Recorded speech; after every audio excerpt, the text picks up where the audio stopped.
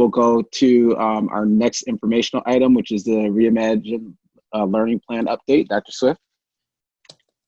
Thank you, President Johnson. I'm so pleased to be with you all again this evening. We have regularly discussed our Reimagine Learning Plan since, actually we've been working since March to, of course, back in March we didn't feature that we would be updating the learning plan for fall, but we've been working over the spring and summer, and as you all are well aware, around mid-July realized that we needed to focus our efforts on a strong virtual opening while continuing to monitor the infection data. So this evening we won't repeat everything we've said in prior meetings, but you will see a rhythm in similarity to the slide deck. Just because each week, each day actually, we're adding more and more clarification and detail of information. So we just want to say at the outset that we understand that we shared a plan, and our parents have been, and students and staff have been incredibly patient and gracious, and yet the information that we've shared, as is always the case, has created an entirely additional set of questions. So I just want to open by recognizing that natural process and just thanking everyone who's reached out through email. We are scanning and monitoring those emails every day. The volume is so high that even members of our team can't respond individually, but we're taking those patterns, putting them right into the frequently asked questions. In situations of significant and immediate need, we're getting folks right over to their school team to help. So we're working this every day. I know that it is a challenging time, and Ms. Osinski's gonna put up a deck so we can kind of work our way through. But I do want to remind everyone, our work may look different. And trustees, you've been so supportive this summer as we've had to purchase tools and work in a variety of very quickly paced steps. Our work will look very different this year. We've known that. But I want to say to everyone, our mission remains the same. Every child, every day, we will meet our children and families exactly where they are. We will hear them, and we will do our very best to attend to their needs. Trustees, as you know, this week we welcome back our principal and instructional leaders. I do want to qualify that by saying that many of them never got a break, but they were officially back on the record this week. And I want to share with you that with the immense task ahead of them of redesigning literally every system in the school, they showed up yesterday morning with hope and optimism and determination.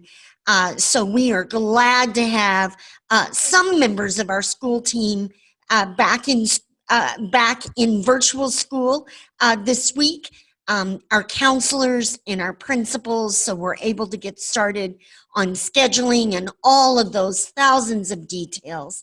And we look forward to seeing our teachers over the coming days as they join also. And parents, we will step by step answer the questions and address the individual needs that we recognize are out there. So this evening's update really has three parts to it, and that is that we'll update the Reimagine plan. Now, I do want to clarify, trustees, you will be approving the reopening plan, the COVID plan that Mr. Combs presented in prior briefing. What we're updating this evening is really more of the broader plan that our parents need to know and understand. So we'll do both sides of that issue this evening. Secondly, Ms. Bacalor is coming. Trustees, in the 2 weeks since we've had a board meeting, we have even more health updates regarding COVID and children. And so we always want to make sure that you have the most recent information. Ms. Bachelor is bringing that. And then we'll finish by talking about next steps. Trustees, you're familiar with our guiding principles. We've used them consistently. Health and safety first, even before our critical mission of quality teaching and learning. We believe in supports, in connections, in compassion across the community. We know it takes a village. All of this rests on our foundation. Our public commentary speakers spoke to this evening. I appreciate that. Our foundation and our commitment to social justice and anti-racism. We have an equity plan in the district, and you'll hear me refer to it as we work our way through this evening. Finally, it's important for parents in our community to understand, as we look at decisions, we are looking at getting the most days of quality instruction with our children over the whole year. So I think folks can understand that to rush back to school, as we've seen across some states, and then some schools having to dismiss on the first or second day of school or first or second week of school. We are really looking at a plan for the whole year and 3 settings on that dial. 1 being fully virtual, 1 being on a hybrid plan, in and out, a blended model of some face-to-face and some virtual. And then we're all looking for that 3rd setting on the dial, and we hope someday before too long to be fully back in person, face-to-face. So those are our settings on the dial for the year. Trustees, you've seen our thinking next on our foundation of social justice and anti-racism. We looked at an article this week with our principals. We were actually discussing this concept, this work that we're doing, and Ms. Parks offered just a perfect article. But before we do that, I do want to review the pillars of the equity plan.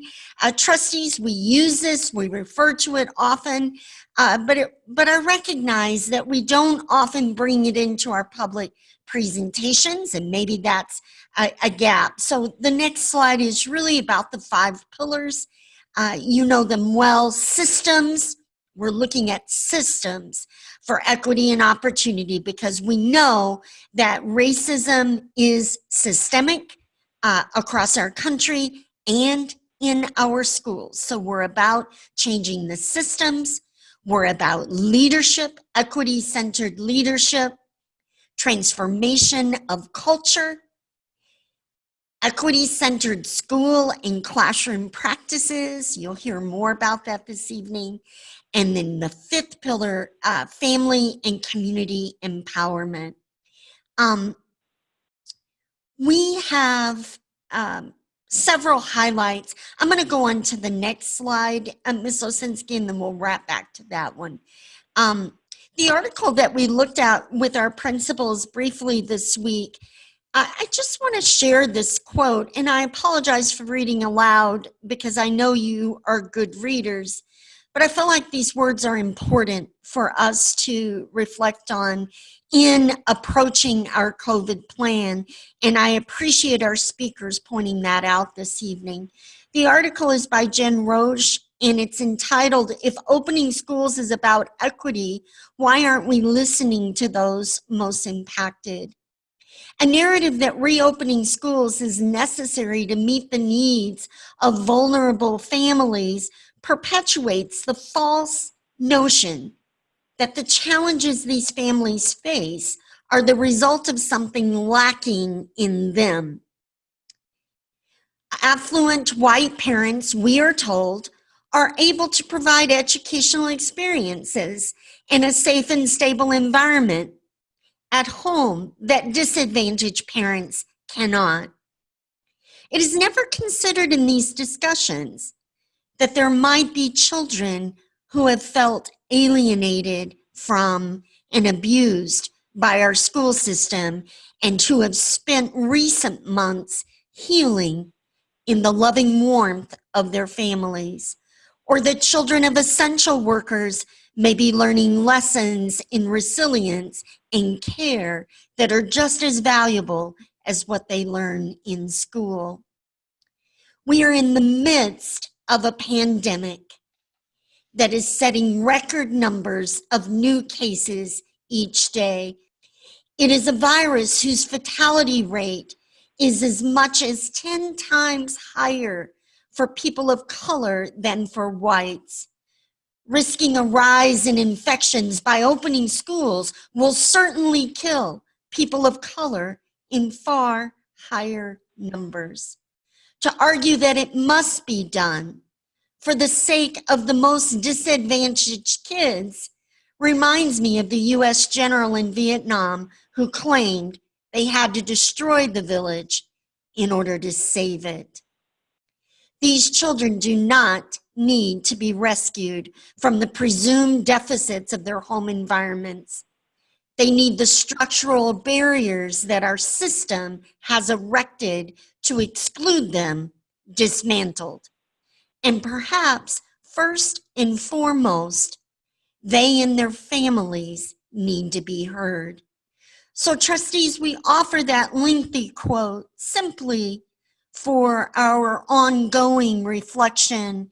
And I just want to share with you all and with our community that we're taking this message to heart.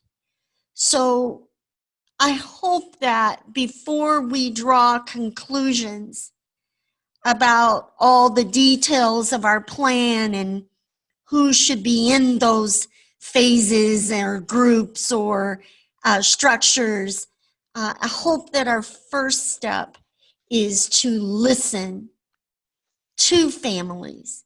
And trustees, I'm so grateful for our partners and our community centers in the community. And I could name many names, you all are familiar with them. But I want to point out that we find an excellent strategy is to use those leaders in the community, in the neighborhoods, who are respected and trusted. So we are sensitive of an entry posture into this work, and sensitive that our job is to hear and to meet families where they are, rather than to tell them what we think they need. Our job is to hear where they feel their needs exist. So I know, trustees, you do this work every day and you're well aware of all of this, but I just felt the need to set that out in the public conversation this evening, and thank you. We have several highlights, and Ms. Osinski will swing back for that slide, and then we'll correct that order before we post it this evening. The bolded top bullet is really the pressing work right now, is that our parents have many questions across the program selections. And so we are working with parents to clarify those. I know that Mr. Cluley will put up a little bit later on. I want to show folks exactly where we have brief videos for those parents who've written and said, I prefer a video. We also have written brief, written annotations for those who have written in and said, don't use a video, use a printed piece. We are adding FAQs on a regular basis. More information is published daily. There are sample schedules at every level, elementary, middle, and high. I want the community to hear this evening that we do hear the tension around shortening the academic day. particularly at elementary. We have worked, our team has been working on that approach, and yet I want to be clear in setting out that we value our specials learning at elementary, our performing and visual arts, our world language, our physical education, our project Lead the Way, our enrichment activities in the Ann Arbor Public Schools are so much a part of what our children enjoy. So I just want to say publicly that we continue to refine that approach, because we do hear the concern that particularly families where parents are trying to work and support their elementary age children, that there is a need there for more flexibility on the day. So stay tuned on that. We're working on that priority. I do want to share that we are focused now on the strongest virtual learning launch possible. Trustees, you will see a few slides in the deck this evening that do revisit our metrics and our data for observing the infection rates. But it is important, rather than resolving all the questions of a future hybrid chapter or a future in-person learning chapter, we really are trying to focus our efforts right now to clarify the virtual launch. So I know that is frustrating because a lot of folks would really like to see into the future chapters. So would we, and yet I just need to set that out. We are working to ensure accurate responses, and I do want to share that sometimes the questions seem simple, like, for example, how will you take attendance? That seems like a simple question. And yet there are many details in partnership with Michigan Department of Education that we are still waiting on folks beyond our system to clarify. So we will give the best responses that we know, but I do want folks to understand that that our focus is on ensuring our responses are accurate. So sometimes we'll have to say we're not certain yet. We have a big focus of effort around food, special needs supports.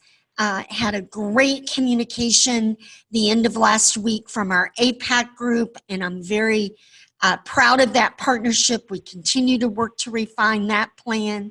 Our technology supports, we do hear from families who do not wish to use district technology. We understand that, and we'll continue to work to refine our approach. Supplies and materials, pickup of supplies, student schedules in the virtual environment. We do hear that parents are worried about the child being tethered to a laptop or a Chromebook or an iPad for 7 hours. And I just want to reiterate that that is not at all the nature of any of the school days at elementary, middle, or high. There is a beautiful rhythm that will emerge in the day, just like it does at school. That the teacher will have a lesson that then will move into more independent or assignment or activity time. There will be breaks through the day and lunch and physical activity. So this schedule will be very similar to a regular school schedule day, which does involve lots of different activities. We are finalizing tools and training right now. I do appreciate all the teachers of summer learning who actually are serving as lighthouse teachers now, helping with organizing training and supporting their partners. We're looking at public health updates for students and for staff. We are also refining, because we've heard a strong press for this, and we agree, we want this, is to share the metrics that we will use as we continue to monitor infection rates and we begin to look at a potential future transition to in-person learning, Ms. Bacalor will be addressing those this evening. And we are also working on clarifying that preparation week. We know that that is the week before Labor Day weekend and that families would like to finalize their plans, and yet they don't want to miss their pickup day or their activities that week. So we have put that toward the top of the list because we know how important it is. So trustees, that's just an overview of kind of a grocery list. We feel like it's important for the community to see that we are hearing the concerns that they're sharing.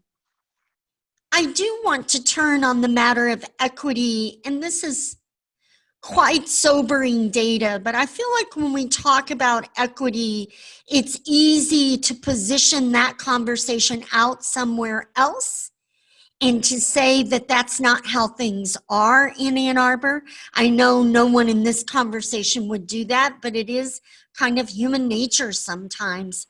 So I feel like it's important to set out the Detroit, the data for Michigan on cases per 1,000. And trustees, you can see there just the brutal reality of the inequity and disparity of this pandemic, that Black and African Americans are more than 3 times as likely to contract the virus, and folks of multiple races almost 5 times as likely.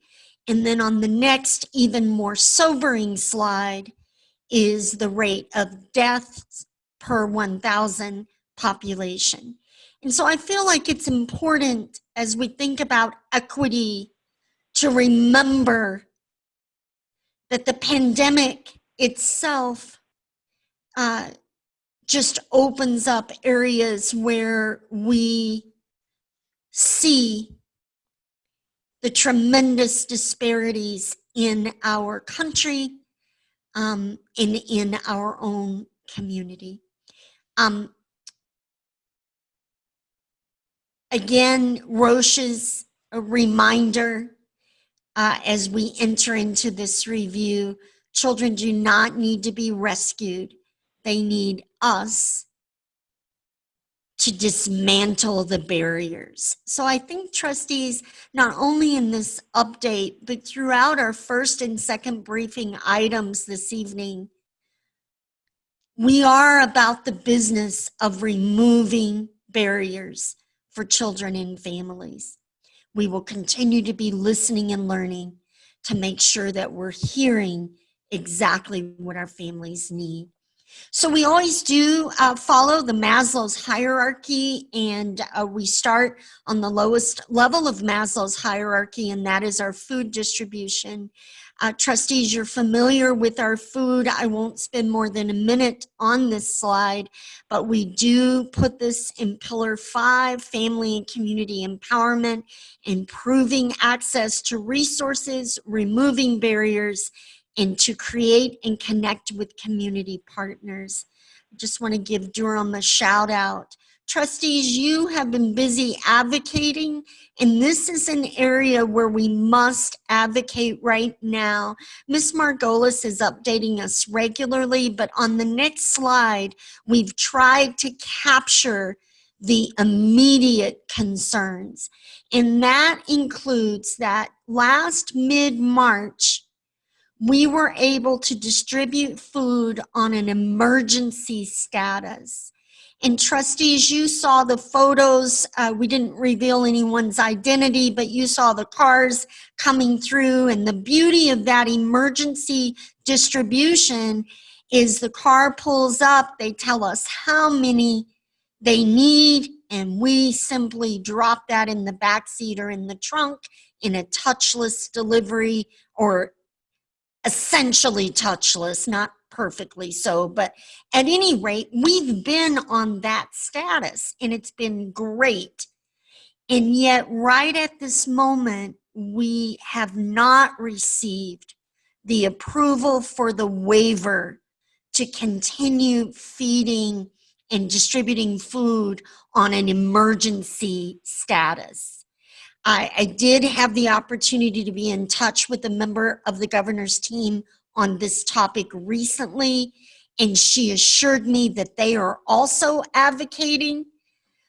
This is a federal decision, so we have an issue here, because beginning on September 8th, we will be in a different status, which is like regular school, meaning that we'll have to use enrollment forms, we'll have to distribute, and if folks don't have everything properly attended to, then there's an issue of having to charge, and we're just not going to do that. So we're going to get this resolved.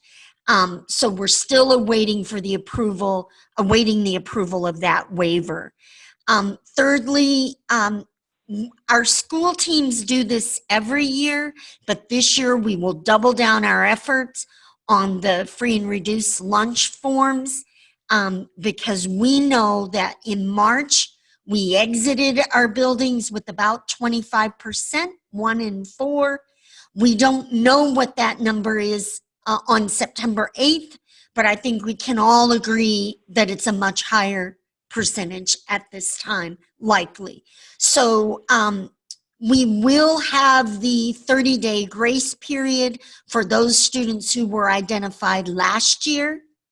But for students whose families may have fallen into need over the summer, we will be on a full court press to get those forms filled out. We know that needs have increased over this COVID time. So that is the update on food. Just going to touch on our concerns about health, because that's right there on the bottom of Maslow's hierarchy. Also, trustees, you'll hear from Ms. Bacalor shortly. We are concerned about the rising number of cases. We're concerned about the emerging research of the impact on children, and particularly the asymptomatic transmission, that no number of taking fever at the door, taking temperature at the door, or, none of our extra steps help with asymptomatic, other than distancing, of course. We are concerned about the outbreaks in Southeast Michigan among teens that have been reported over the previous week to 10 days. And we remain concerned about the trio, the 3 legs of the stool of our still unmet needs in order to be confident of a hybrid or full in-person opening. Those are readily available and timely results of testing, full ability to complete contact tracing, and then sustainable supplies of masks and PPE. We have a number of unanswered questions. We'll skip over that and then move to just a reminder, and you'll see it from Ms. Bacalor, but trustees, you're familiar because you receive updates from us on a regular basis. These are all the metrics that we're observing, and so we're clear on the numbers on our dashboard, our metrics for being able to have a confident reopening of schools. We are seeing our Reimagine plan optimistically, but also realistically. And the next slide, though, does show our progression, because we want to keep the optimism there, and we want to have it, is that we're currently in fully virtual. We will move into that next phase, which would be a hybrid model where the classrooms are blended in Classroom Connect, meaning part of the students are at home and part of the students are in face-to-face. Students would have the experience of some days in person and some days virtually. And then we all have our hearts set on a great day when we can return to full in-person operations. We do have the stages of our reentry laid out. If you back up one, please. The stages are our youngest students. And then based on our reflection from the articles we've been reading and just great conversation to hear from our parents first, we've really amended that to say we would like to begin with willing students and families, those who are most in need of in-person learning. Then stage 2 would be a 3-5. And then stage 3, we would look at beginning a secondary return. So let's think about dates on the calendar as we move toward mid-August. I know that the pressure is building. It is on us, and it is on our parents and our students. We have the week of August 31st as a get ready, get organized, preparation, parent orientations to Schoology, technology pickup, just a variety of activities that week. And we are working on a more definitive schedule. And then on Tuesday, September 8th, we launched the school year with all students reporting to class. That first week of class time for students, because this is a brand new way that we're working together, we will be on shortened days, abbreviated days that week of September 8th. We feel like this virtual classroom is a muscle that we're going to have to develop. And so the week of September 8th, it'll give us a little time, our students and teachers and leaders and parents and all of us, to really learn the system. It would also give us some time in the afternoon to troubleshoot if there are any technology issues or things that need to be overcome. Trustees, you're very familiar. This is a few weeks now of looking at the 3 programs. The number one question is really about the distinction, and we've put it in all of our video discussions with principals, but I just want to say again that both the A2 Student Link and the A2 Classroom Connect are identical in program. The only distinction is that A2 Student Link group of students does not have the plan or the intention of returning to in-person learning this semester.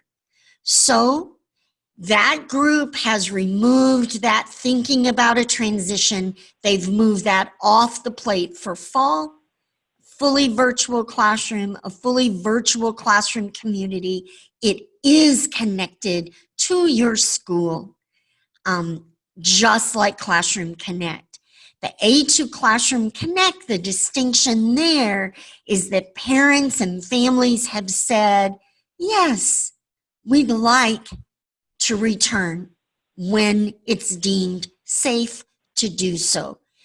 In that plan, if when we decide that we're going to begin the transition with the lower grades, if a family's not ready, they don't have to be fully in person at that time because they can continue to join through a virtual format. But those who are choosing Classroom Connect will have transition as a part of their thinking when we get to that point. A2 Virtual is the most distinct of the 3. That distinction really is for independent, asynchronous, delivered by quality Ann Arbor Public Schools teachers. And trustees, tonight you'll see a little taste of those programs that we'll be offering through A2 Virtual. It's delivered by our teachers, but it is an independent, self-paced student learning model. Teachers and students meet about 1 time per week on average. Specialized supports for students with an IEP or 504.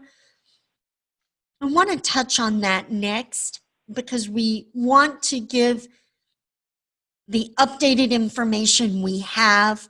If you go to the next slide, just 2 primary questions that we hear most often.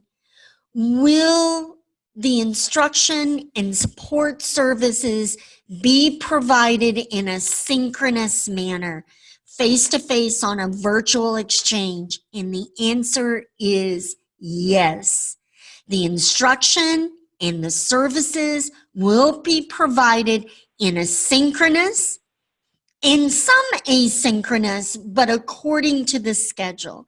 So on Monday, Tuesday, Thursday, Friday, just like happens in the regular school day, students may receive their services during the second half of a block after the lesson has been completed, or they may receive those services through a push-in support simultaneous to the lesson delivery in the classroom, but services are being delivered through a virtual model.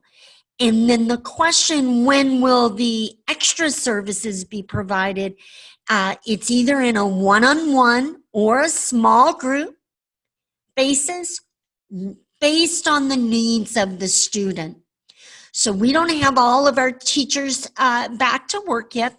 They're all busy, but they're not back yet. But I would just suggest for those individual cases of students with special needs that have a very specific profile, we do have Dr. Fedician and our assistant directors on standby, and we will work through these plans step by step to ensure that we're meeting the individual needs of students with special supports.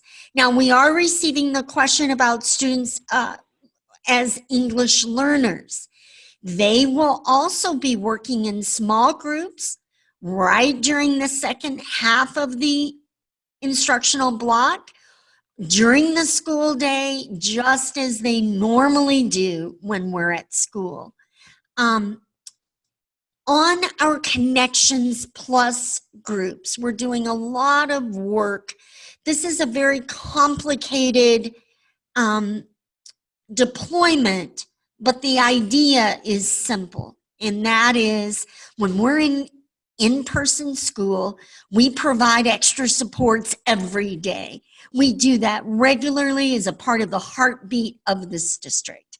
So those Connection Plus supports will continue. We are also looking at a network of very small groups of students out in the community. Miss Liz Margolis is heading up a team, and it's a tremendous team. Nancy Shore, our community partners person, and Jenna Bacalor, our community person. We have a great team on this effort. And right now we're in contact with community centers, and we will support them with the provision of a safe space for students to have support with their virtual participation and learning. Those social, emotional, and mental health supports. I do want to point out that a number of our team members in the Ann Arbor Public Schools do this kind of work every day. Our homeless liaison, our behavior interventionists, our team of social workers. This is the rhythm of the work they do every day, and they will do that work. They'll be doing that work as they always do, and we'll be connecting with our community partners. People have asked, well, how do you know who the students are who need this? Well, we absolutely use our same systems as we do every day. Counselors, Title I, English learner, Our homeless, we have that data from our homeless liaison, parents and social workers and teacher referrals. We hear from every source that we have to make sure that we've checked in with every student who needs help. So if parents are out there, just give us an email, give your community center a call. We are working on these plans. Hearing a lot from parents of very young learners, and we know that that's an extra challenge. I just want to ensure, and trustees, you're about to see a proposal for the leveled academic readers. We are working to ensure that the virtual classroom attends to the needs of our youngest learners. Those days will be abbreviated as needed. They'll be in short spurts of instructional and then move about activity, just like they are in the young classroom. We are hearing from a lot of parents who are interested in acceleration. They're accustomed to the rigorous learning that we do in Ann Arbor, and they want to make sure that all those specialized courses are available. And indeed they are. Advanced placement, accelerated classes, our dual enrollment, community resource, international baccalaureate, 7 world languages, our partnership with Washtenaw Community. We have the widest spectrum of options for accelerated learning out there, and we will work with our parents to ensure that you have access and to remove any of those barriers that may be in the way to accessing this. We will continue to offer all of our offerings, art and music and theater. Our teams, I saw some work from our Project Lead the Way team yesterday on Twitter. They are already innovating and growing their way through. Our performing arts teachers are working with a special app where our band and choir and orchestra classes can rehearse together virtually. And in small groups. All of that is in progress. We do have sample schedules posted. We showed those on our videos, so we won't take more time. I'm sensitive to our time this evening. We have heard from our community, and here are some next steps. Refining that learning day. We also hear from student and parents who want to work across program options to get a more customized learning experience. We're working on that. I appreciate the patience that parents are having as we refine this approach. We hear that distinction about A2 Student Link and A2 Classroom Connect, particularly at elementary. And I apologize, understandable is missing the D. We'll fix that. I do hear from parents that it's so hard to pick a program when we don't know the future. So I just want to reassure our students and parents, we are asking for your best selection so that we can plan. Generally, we are going to work with students and parents and make adjustments as we need to. So I just want our parents to understand we're going to continue to work together as we do every year to make sure we get folks and children in the right kind of daily schedule. Remember that we're so proud that our learning is synchronous because that makes it really lively and different from that spring patch of remote learning. But we also have heard from our parents that they don't want the child on the screen all day. And we couldn't agree more. So the rhythm of that day will be refined so that students are in and out. We are hearing from our community and trustees. You'll be seeing A2 virtual the proposal to add it for elementary and middle this evening, and thank you, trustees, for supporting that coming forward. So what are our next steps? Clarify, communicate, respond to questions. We are doing that in a variety of formats. And so let us know, but we're using email, video, text, social media. We're doing it every way that we know. We'll continue to do that. Regular updated information is at a2schools.org. You will begin to receive, and in fact, our parents received yesterday, I believe, communications directly from your school.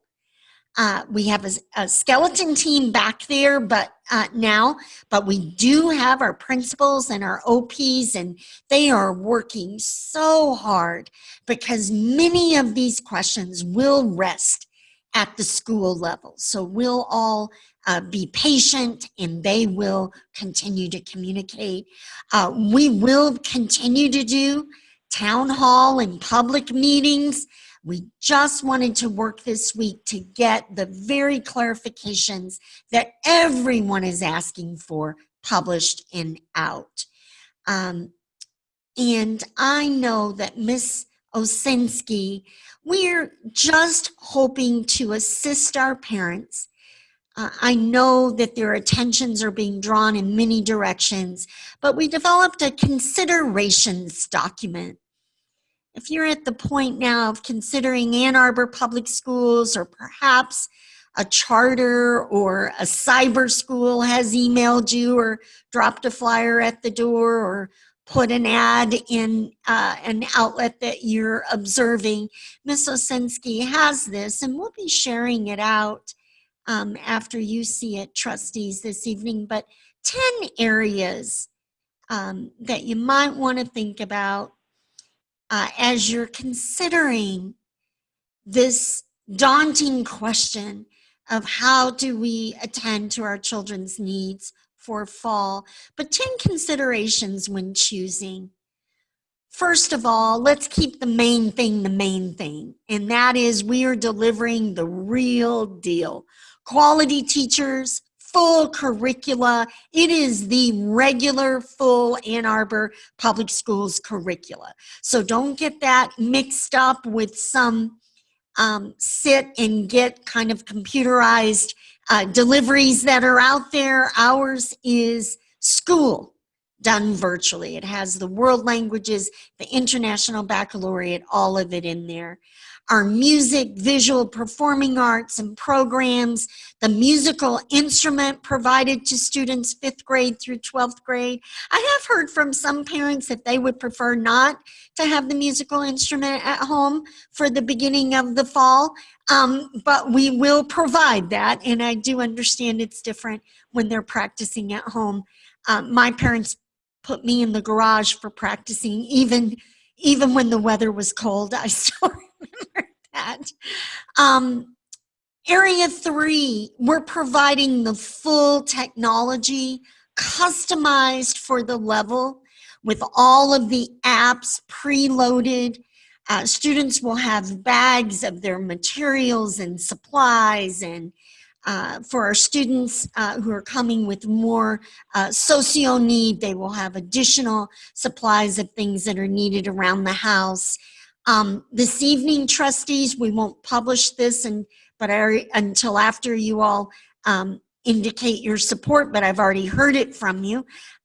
We have the full digital library, thousands of titles, and supports in place for students with special needs, English learners, and other learning needs. I am very proud of the daily advisory group, and these have much cooler names than advisory, but that's what we generically call them. Skyline calls theirs Sky Time, and Community calls theirs Forum, and many other schools have various names. But every day, a group of students will be together with their same teacher, And that's where we're calling that our base camp group, where we will do check-ins, support with social emotional supports. That's where quite a lot of or some of our anti-racism and social justice activity will occur. Accelerated classes. Item 8 is an important question to answer, particularly if the school you're considering is stating that they're starting right away with full in-person. I would want to know, do they have a COVID response team in place? Trustees, you know that we are mobilizing response teams with representatives covering every school. We will have protocols and processes in place to know exactly what will happen when a COVID case is identified. I would want our parents out there to be sure and check in on that. I'm proud that our plan features the flexibility to transition from in-person to fully virtual. We don't know the future of this virus, and it may be necessary to transition across the dial at various points this year. Our system is built for that. And then I want to just reiterate our Wednesday and Saturdays. Our Rec and Ed team is known everywhere for their connections, quite frankly, their coolness factor. They're just one of the most enthusiastic teams that we have, and they are planning, and you can see it on the Rec and Ed website, but they are planning free preschool through 8th grade enrichment. Much of that may be offered virtually. Some of it may be offered outdoors while September gives us an opportunity to do so. But we're excited to offer those recreational opportunities for our Ann Arbor Public Schools students. So trustees, I want to wrap up this evening, and I thank you for your patience. We are in no way pretending that this is the plan that any of us would prefer. So I just want to acknowledge we're not trying to talk anyone into our plan, and yet we've worked day and night to make the best plan that we have under our current COVID pandemic. I'm so proud of the Ann Arbor Public Schools team because they've never lost their focus on the child. And I promise you, trustees, we may have 1,000 details and 1,000 more complications on those details, but we will never lose sight of our abiding mantra and commitment, and that is for every child. So with that, we're open for questions and recognize there are far more questions than answers at this point in our phase. President Johnson. Excellent. Thank you, Dr. Swift. Trustees, do you have any questions or comments? And if you could use the little hand, that would be helpful.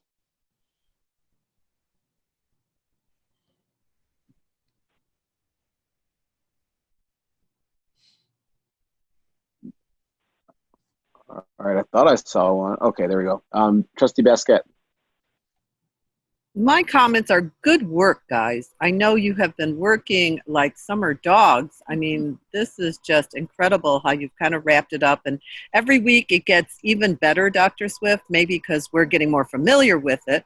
But I so appreciate you guys putting this together. And again, like nearly every communicative medium is being used.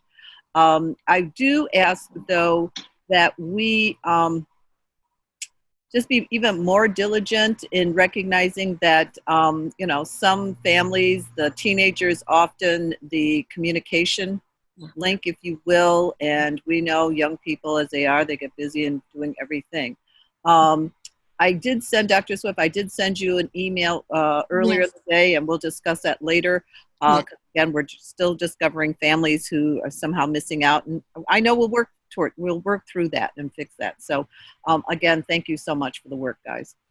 Thank you, Trustee Basket, and thank you for sending that email. We will take every step needed to get in touch with folks and to ensure if they need us to walk them through the plan, we'll absolutely do that. We will also socially distance and head over there if that's needed to help folks. So, Thank you. Thank you. Trustee Nelson? My comment will just echo what Trustee Basket has said, that I really appreciate the hard work, the good work that our team is doing, and that I think out of a very difficult situation, we're making the best of it that we can. And that's all we can ask, is to do our best. And I'm convinced we're striving for that. And of course, I, like others, look forward to that time when we begin the transition to face-to-face and end the transition to face-to-face, because it's all done. So thank you to everyone for all the good work. thank you. Thank you, Trustee Nelson. Trustee Gaynor? Thank you. Again, I appreciate the effort that's going into this complex reopening plan and the way the district is adapting to families' needs. One thing I've heard from many, many people is the desire to have whatever answers can be answered be given in clear written form. I know there's a frequently asked questions page. This overview, that you did today is just that. It gives the big picture, but as we can give clear, specific answers, I think that would be very helpful. And the other part is, as we've been informed, but I'm not even clear, when can parents expect to hear back from school administrators, principals, and the like about specific questions for their schools? Especially, I think this applies to high schools. Do you want me to respond? Yeah, would you You're please? pausing for my response. Thank you. I think I'm done. Those were my major points. Okay, thank you, Trustee Gaynor.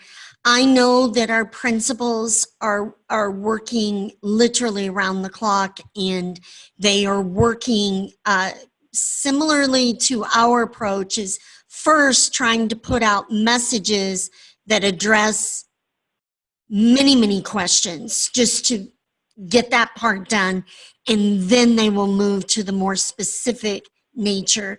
At this point, counselors are just 2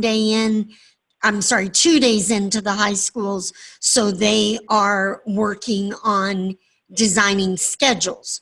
So if I appreciate the patience of parents, but it is going to be important for them to get some of that systems work in place, and then in a few days they will begin, and I know they are also working very hard to follow up individually. Can you tell us how many of the school principals have been able to send out a general email to families? We sent them coordinated across the district, very much a similar message, all at the same time. And my team will correct me, but I think it was Monday or yesterday. So that has already begun. Okay, thank you. Thank you. And that's a great point, Trustee Gaynor. If folks are not receiving messages from us, we're realizing that many of the questions we're getting are folks who may not be getting their email. Maybe it's getting routed to a spam folder. Mr. Cluley and Ms. Soderberg and many others spent late nights since late last week responding to about 400 parents who, for a variety of reasons, a letter wrong in the address or a spam folder issue. For whatever reason, we're not receiving their emails. And I believe we've responded to the last of those today. And I just want to publicly thank my team who lost a lot of, pretty much all of their weekend for that. But we are working through those. So if folks have not heard from us, something's wrong. So give us an email and let us know.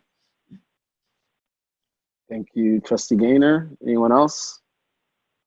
I don't see anyone else. I'd just like to echo the sentiments of the other trustees and commending the team for the work that you've done so far.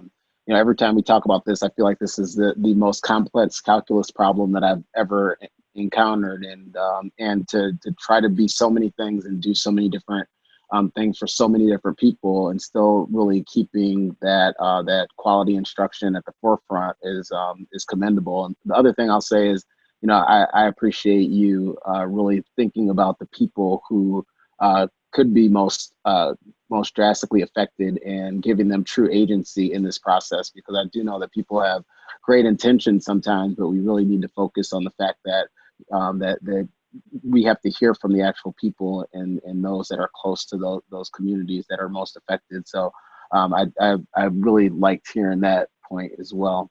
So thank you so much. The only other question that I had, and this, if the answer is TBD, that's fine. I've had questions about books distribution. Is that's gonna be in the later communication? Yes, if it all can get done on time, it'll be a part of that August 31st week, the pickup. And we hope to do those in a drive-through style, so folks don't have to get out of their cars, but they can just drive through and get what is needed all together.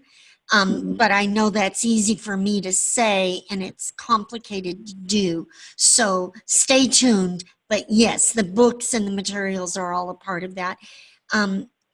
President Johnson and trustees, Andrew will pop up. I just want to show the FAQs are being added to regularly, but if you click into that Reimagine Learning, and I know I did hear from trustees that we need to do more work on the mobile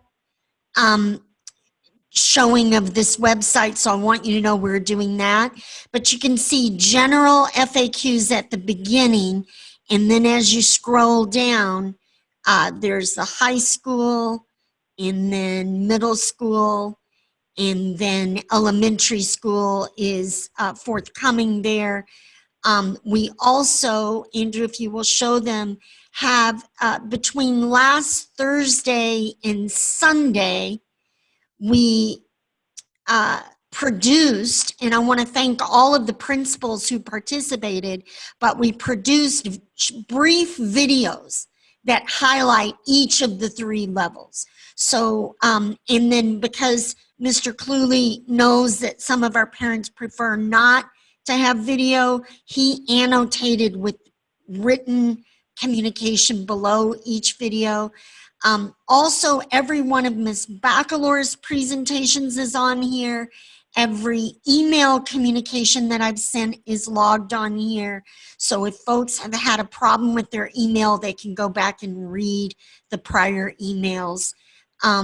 So I really do appreciate, and I so appreciate our community, because folks will write and say, I've just read everything on the website. Now, here's my other question. And I do appreciate that. I know this is a time in the world where it's hard to process, at least for me, sometimes hard to process a lot of information and changes. And so I just wanted to preview that part of the website. Thank you.